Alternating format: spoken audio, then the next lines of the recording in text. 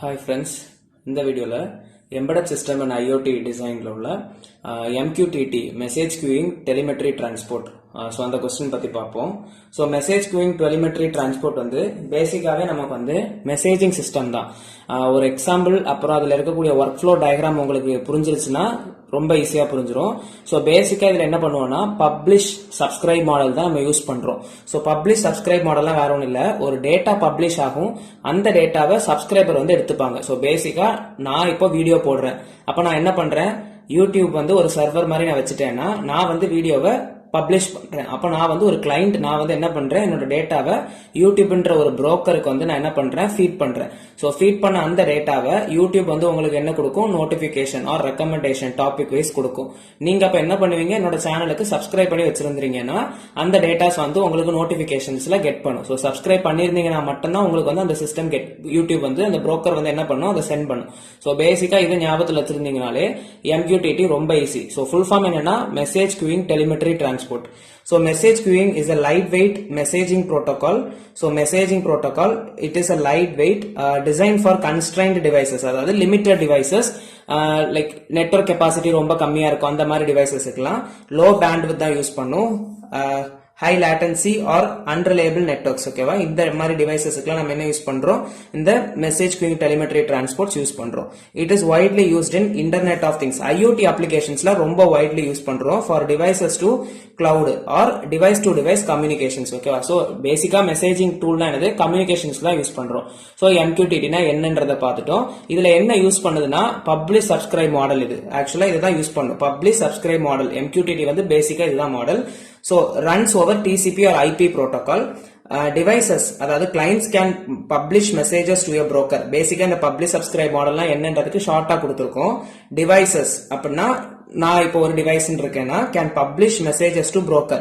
YouTube தான் broker, அப்ப நான் என்ன பண்ணுவேன், பப்ளிஷ் பண்ணுவேன் என்னது, மெசேஜஸ், என்னோட content. So which then forwards these messages to subscribers. அப்போ யூடியூப் உடனே என்ன பண்ணும், உங்களுக்கு ஃபார்வர்ட் பண்ணும், லைக் நோட்டிபிகேஷன் மாதிரி for the subscribers who have expressed interest in receiving messages. So என்னோட சேனல்ஸ்ல விருப்பம் இருக்கவங்களுக்கு மட்டும்தான் அந்த மெசேஜஸ் வந்து போகும், ரிசீவ் பண்ணும். ஓகேவா, பர்டிகுலர் டாபிக்ஸ். சோ அதுக்குள்ள இப்போ பேசிக்கா MQTT-னா என்ன, அதுல என்ன மாடல் யூஸ் பண்றோம், அதுல என்னெல்லாம் ஃபீச்சர்ஸ் இருக்கு அப்படின்றத பார்த்தோம்.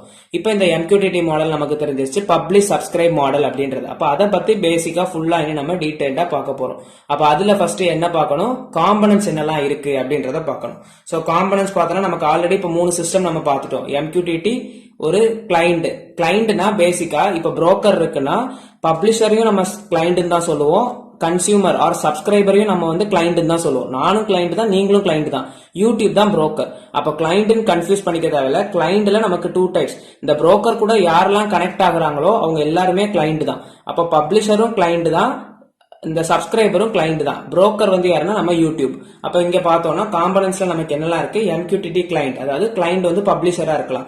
அதே மாதிரி இன்னொரு கிளைண்ட் தான் என்னது, சப்ஸ்கிரைபர் ஆர் கன்சியூமர்னு சொல்லலாம். அதை கெட் பண்றவங்க தான் கன்சியூமர்ஸ். அப்புறம் புரோக்கர் இருக்கும், அதுல நமக்கு டாபிக் வைஸ் மெசேஜஸ் போடுவோம். இதெல்லாம் காம்பனன்ட்ஸ். சோ இவ்வளவு தெரிஞ்சா கண்டிப்பா ஒரு 1 பேஜ் இல்ல ஒரு 3/4 பேஜ் வரைக்கும் எழுதிடலாம். இப்ப காம்பனன்ட்ஸ் என்னெல்லாம் அப்படின்றத டீடைல்டா பார்ப்போம். சோ கிளைண்ட் பேசிக்கா அந்த மீனிங் தெரிஞ்சிருச்சுன்னா அதை சென்டென்ஸா எழுத போறீங்க, அவ்வளவுதான்.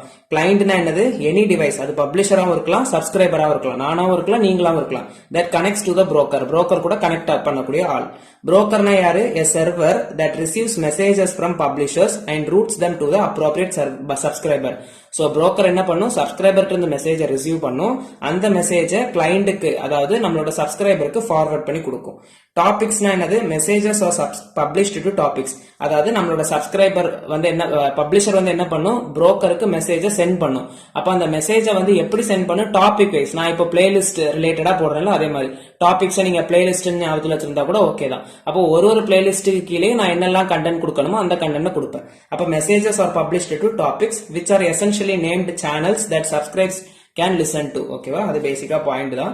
சப்ஸ்கிரைபர்னா என்ன, அப்ப சப்ஸ்கிரைபர்னா யாரு, நீங்க. அப்போ கன்சியூமர், அது என்ன பண்ணும், நம்ம MQTT புரோக்கர் கூட கனெக்ட் பண்ணி அதுல இருக்கக்கூடிய messages under topic, certain topics அண்டர்ல இருக்கக்கூடிய மெசேஜஸ் கெட் பண்ணும். அப்ப the subscriber is a client that connects to the MQTT broker and subscribes to one or more topics to receive messages. So அந்த topic கீழே subscribe பண்ணிட்டு அதுல இருக்கக்கூடிய messages get பண்ணும். டயக்ராம் பார்க்கும்போது இன்னும் ஈஸியா புரியும். When a message is published to a topic, the client is subscribed to, the broker sends the message to the client. பேசிக்கா பாயிண்ட் என்னன்றது தெரிஞ்சிருச்சுன்னா அதை வச்சு எழுதிடலாம். ஓகே, கதை என்னன்றது தெரிஞ்சிருச்சுன்னா பாயிண்ட் எழுதிடலாம். பப்ளிஷர் என்னது? the publisher is a client that connects to the MQTT broker. அப்போ பப்ளிஷ் என்ன பண்ணும்? கிளைண்ட் கூட கனெக்ட் அதாவது புரோக்கர் கூட கனெக்ட் பண்ணும் and sends messages to the specific topic. என்ன பண்ணும்? மெசேஜஸ் இது என்னெல்லாம் சென்ட் பண்ணணுமோ அது certain playlist கீழே டாபிக்ஸ் கீழே கொடுக்கும். These messages can then be received by any clients that are subscribed to the topic. So அந்த மெசேஜஸ் யார் எடுப்பாங்க? எந்த சப்ஸ்கிரைபருக்கு வேணுமோ அவங்க அதை எடுத்துப்பாங்க. இனி மெசேஜஸ் பார்த்தோன்னா என்னது? Messages are the data or payloads. The data payloads that are sent from publishers to the broker and then from broker to subscribers. மெசேஜஸ்னா வேற ஒன்றும் இல்லை, டேட்டா. நான் போடக்கூடிய இந்த வீடியோஸ் தான் டேட்டா. அது ஓகேவா? பேசிக்கா சப்ஸ்கிரைபர்னா நீங்க, பப்ளிஷர்னா நான், யூடியூப் வந்து ஒரு புரோக்கர். நான் சென்ட் பண்ணக்கூடிய டாபிக்ஸ் தான், அதாவது டேட்டா தான், லைக் வீடியோஸ் தான் என்னது? டேட்டா. இந்த வீடியோஸை நான் சர்டன் பிளேலிஸ்ட் கீழே கொடுக்கறது தான் டாபிக்ஸ். இந்த கதை தெரிஞ்சிருச்சுன்னா MQTT கிளியரா அந்த கதையை வச்சு எழுதிடலாம். இப்போ இதை டயக்ராமா எப்படி ஒர்க் ஃப்ளோ நடக்குது, அதுக்கு ஒரு எக்ஸாம்பிள், அட்வான்டேஜஸ், டிஸ்அட்வான்டேஜஸ், என்னெல்லாம் கமெண்ட்ஸ் யூஸ் பண்ணுது அதை நமக்கு இப்போ பார்ப்போம். ஸோ இப்போ பார்த்தோம்னா இது வந்து MQTT கான்செப்ட் ஒர்க் ஃப்ளோ. ஓகேவா? சோ ஒர்க் ஃப்ளோ பார்த்தோம்னா இந்த டயக்ராம் தெரிஞ்சிருச்சு. நம்ம இப்ப அங்க பார்த்த அதே கதையை டயக்ராமா கொடுக்குறோம். என்ன பண்றோம்? ஒரு பப்ளிஷர் இருக்கும், ஒரு சப்ஸ்கிரைபர் இருக்கும், இடையில புரோக்கர் இருப்பாரு. இதுதான் சோர்ஸ், இதுதான் மெசேஜை சென்ட் பண்ணும். இது யாரு? சிங், அதாவது மெசேஜை கெட் பண்ணும். இடையில இன்டர்மீடியேட் யாரு? நம்மளோட பப்ளிக் சர்வர், அதுதான் புரோக்கர். அப்ப ஃபர்ஸ்ட் என்ன பண்ணணும்? நமக்கு இது ரெண்டுமே கிளைண்ட் தான். இந்த ரெண்டு கிளைண்ட்டுமே புரோக்கர் கூட என்ன பண்ணணும்? கனெக்ட் பண்ணணும். அப்ப ரெண்டுமே கனெக்ட் கொடுத்து கனெக்ட் அக்னாலஜ்மெண்ட் கெட் பண்ணிக்கும். அப்ப ரெண்டுமே கனெக்ட் ஆயிடுச்சு. அப்ப மூணுமே இப்ப இன்டர்மீடியேட் ஆயாச்சு. நானும் யூடியூப் கூட கனெக்ட் பண்ணி தான் வீடியோஸ் போடுறேன், நீங்களும் யூடியூப் வழியா தான் என்ன வந்து கான்டாக்ட் பண்றீங்க. அப்போ ரெண்டுமே கனெக்ஷன் அக்னாலஜ்மெண்ட் கிடைச்சிருச்சு. ஓகேவா? தென் நெக்ஸ்ட் என்ன பண்ணும்? இப்போ இதுக்கு வந்து நம்ம என்ன பண்ணிருவேன்? நான் வந்து மெசேஜ் என்கிட்ட இருக்கக்கூடிய எல்லா வீடியோஸையும் நான் டாபிக் வைஸா டேட்டா வந்து சென்ட் பண்ணிடுவேன். டாபிக் என்னோட பிளேலிஸ்ட் கீழே நான் வீடியோஸ் போடுறேன், அதுதான் பப்ளிஷ் பண்ணிடுவேன். எனக்கு இது ஒரு வேலை தான். ஆனா நீங்க என்ன பண்ணணும்?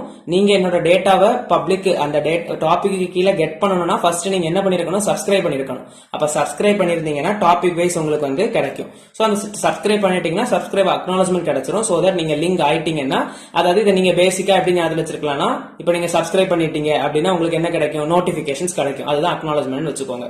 அப்போ உங்களுக்கு என்ன கிடைக்கும்? நீங்க வந்து அந்த பப்ளிஷ்ல இருக்கக்கூடிய லைக் நான் பப்ளிஷ் பண்ண அந்த டாபிக் எல்லாத்தையுமே உங்களுக்கு கெட் பண்ண முடியும். அந்த ஐடியா தெரிஞ்சிருச்சுன்னா அதை வச்சு பேஜஸ் ஃபில் பண்றதுதான். அப்ப இதுல என்னெல்லாம் கமெண்ட்ஸ் நம்ம யூஸ் பண்ணுவோம் அப்படின்றத தெரிஞ்சிருக்கணும்.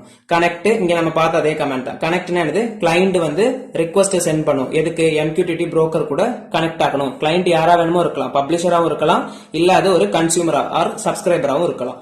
டிஸ்கனெக்ட் என்னது? கனெக்டுக்கு அப்படியே ஆப்போசிட், டிஸ்கனெக்ட்ன்ற ரிக்வெஸ்ட் கொடுக்கும், இங்க கனெக்ட்ன்ற ரிக்வெஸ்ட் கொடுக்கும். சப்ஸ்கிரைப்னா என்னது? நம்ம டைரக்டா சப்ஸ்கிரைப் பண்றது. So the client subscribes to the topic. unsubscribe என்னது? the client unsubscribes from the topic.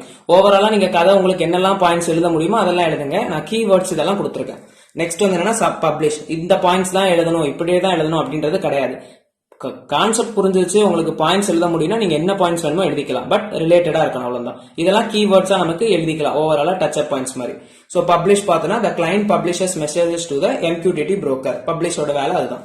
So இதை இப்ப நமக்கு ஒரு எக்ஸாம்பிள் ஒர்க் ஃப்ளோவோட பார்ப்போம். சோ இப்ப பேசிக்கா ஃபர்ஸ்ட் இந்த ப்ராசஸ வந்து நம்ம சிஸ்டமேட்டிக்கா பார்த்தோம்னா MQTT இது வந்து என்னன்னா நம்மளோட பப்ளிஷர், இங்க வந்து நமக்கு MQTT புரோக்கர் இருக்கும், இங்க வந்து நம்மளோட MQTT சப்ஸ்கிரைபர்ஸ் இருப்பாங்க.